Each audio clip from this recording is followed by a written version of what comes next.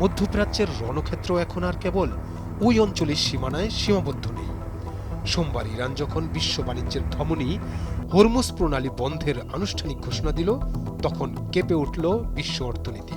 ইরানের কড়া হুঁশিয়ারি, কোনো জাহাজ এই পথ অতিক্রমের চেষ্টা করলে তাতে আগুন ধরিয়ে দিবে রেভলিউশনারি গার্ড। এই এক ঘোষণায় স্থবির হয়ে পড়েছে বাংলাদেশের আমদানি রপ্তানি বাণিজ্য। পারস্য উপসাগরীয় 7টি দেশের সঙ্গে বাংলাদেশের হাজার হাজার কোটি টাকার ব্যবসা এখন এক অনিশ্চিত গন্তব্যের মুখে। পরিসংখ্যান বলছে, এই সংকট সাধারণ কোনো ধাক্কা নয়। গত 2024-25 অর্থ বছরে ইরান, কাতার, কুয়েত, আরব আমিরাত ও সৌদি আরব সহ এই অঞ্চলের 7 দেশ থেকে বাংলাদেশ প্রায় $600 কোটি পণ্য আমদানি করেছে। বিপরীতে রপ্তানি হয়েছে প্রায় $75 কোটি পণ্য। সমুদ্র কিংবা আকাশ, সব পথ এখন কার্যত রুদ্ধ। আমাদের তৈরি পোশাক, প্রক্রিয়াজাত খাদ্য, হিমায়িত মাছ আর শাকসবজি রপ্তানিকারকেরা এখন দিশেহারা। বিদেশের 4 বন্দরে এবং বাংলাদেশের ডিপোগুলোতে আটকা পড়েছে 1000-এর বেশি রপ্তানি কন্টেইনার।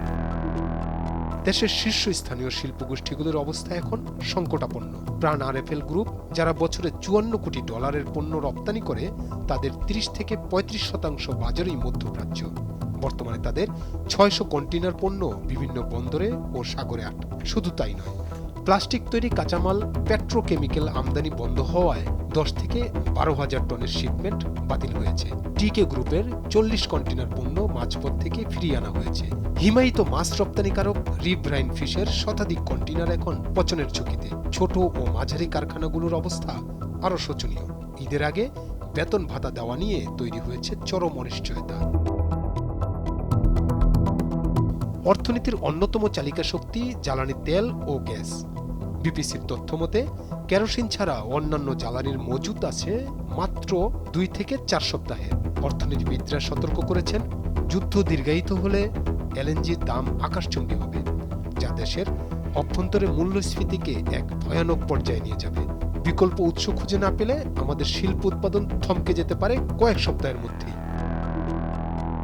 হরমুজ প্রণালীর এই অচলাবস্থা কেবল একটি যুদ্ধ নয়, এটি বাংলাদেশের জন্য এক অর্থনৈতিক অগ্নিপরীক্ষা। দ্রুত বিকল্প বাজার এবং জ্বালানি আমদানির উৎস খুঁজে না বের করলে শাটডাউনের দিকে যেতে পারে বহু কলকারখানা। সময়ের ঘড়ি টিকটিক করছে। এখন দেখার বিষয়, এই মহাপ্লাবন থেকে অর্থনীতিকে বাঁচাতে সরকার ও ব্যবসায়ীরা কতটা দ্রুত কার্যকর পরিকল্পনা গ্রহণ করতে পারে। আবুল হাসান, ভোরের কাগজ।